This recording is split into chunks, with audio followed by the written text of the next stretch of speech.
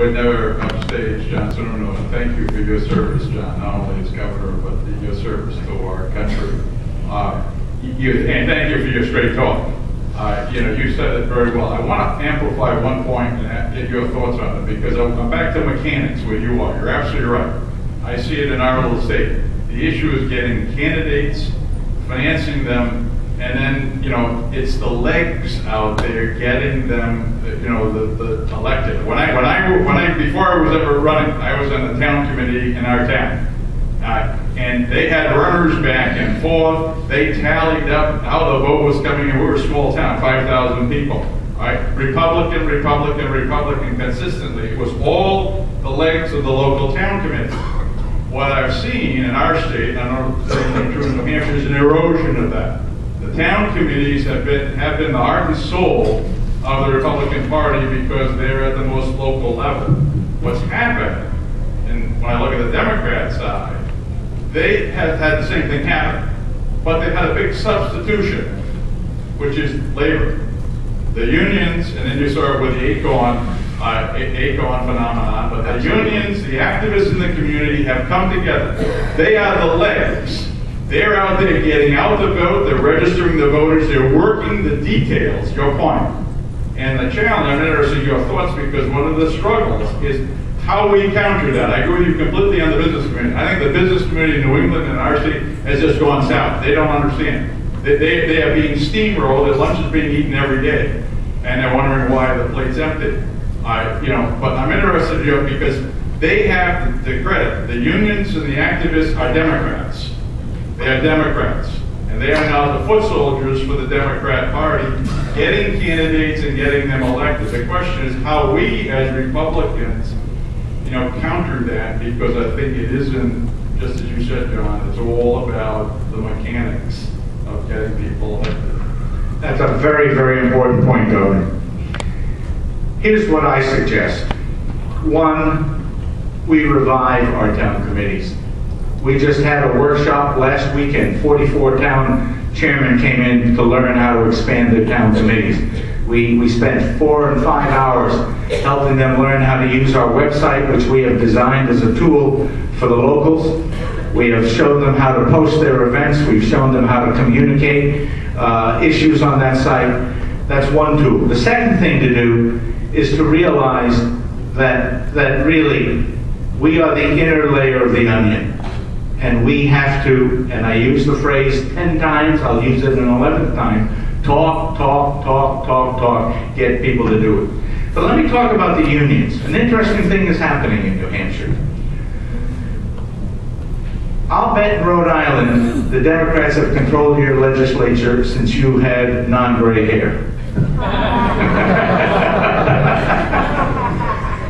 And I'll bet they've controlled what happens to the state retirement system for the public employees. And I'll bet they've screwed them to the wall. I'll bet if you look at it, your unfunded liability is in the billions. Let me tell you, again, I'll use the numbers in New Hampshire, because I know those. When I left as governor, the unfunded liability in New Hampshire for the state retirement system was 0. Over the years, with tough markets, it drifted up 50 to 100 million. The Democrats have controlled the governor's office 10 of the last 12 years, the legislature for the last 4 years. About 1997, 1998, the unfunded liability started rising dramatically.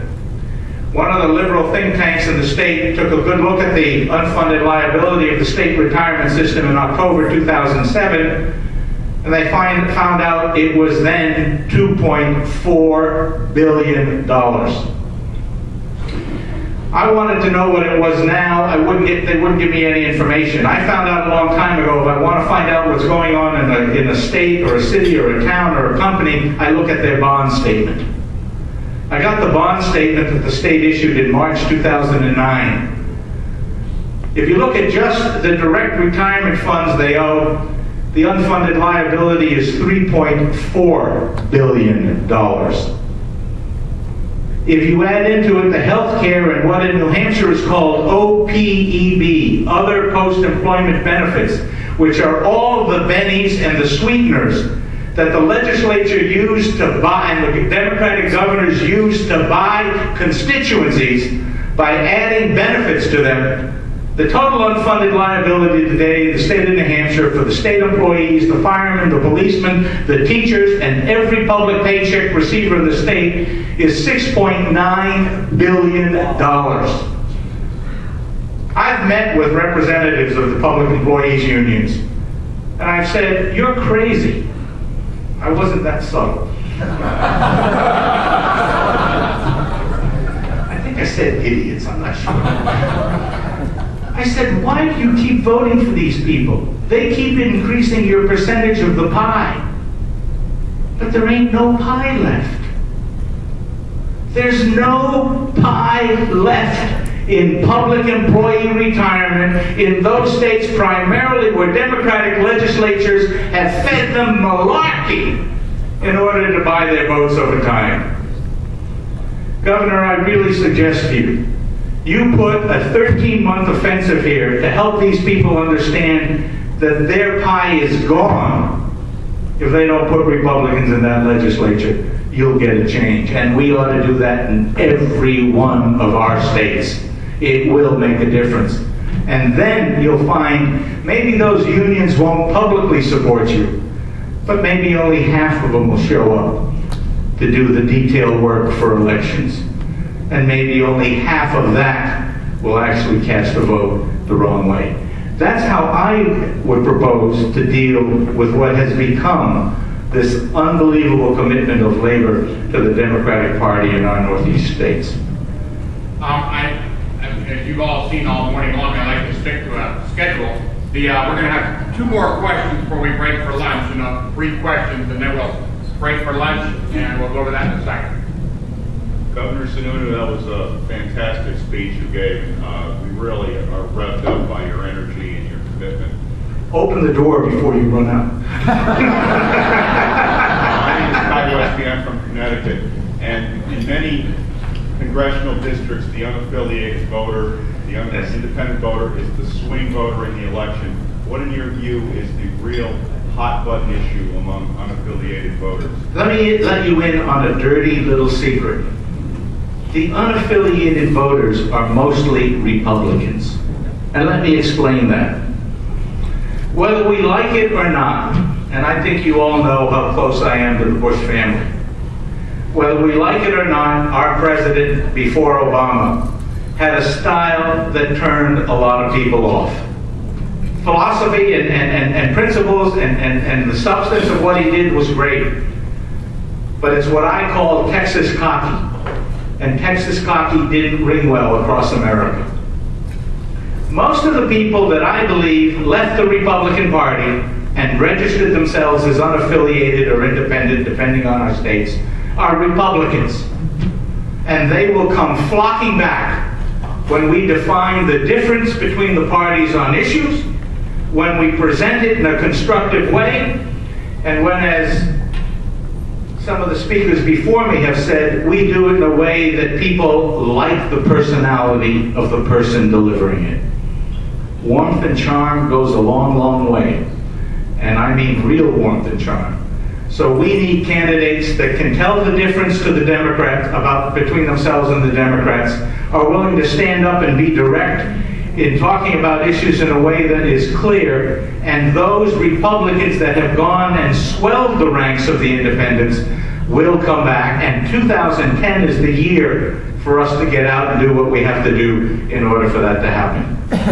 Last question. Governor, my name is Mike Pappas. I'm the only declared candidate for governor for the Republican Party of the state of Maryland.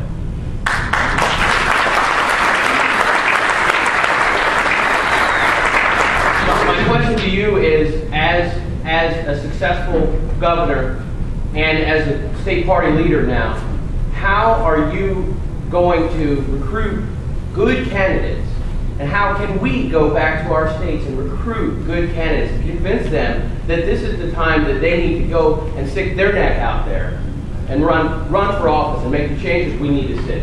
Most important thing you can do to get good candidates is to create energy and resonance of issues and reflection of anger and support within the party. Good candidates want to run with a good party behind them.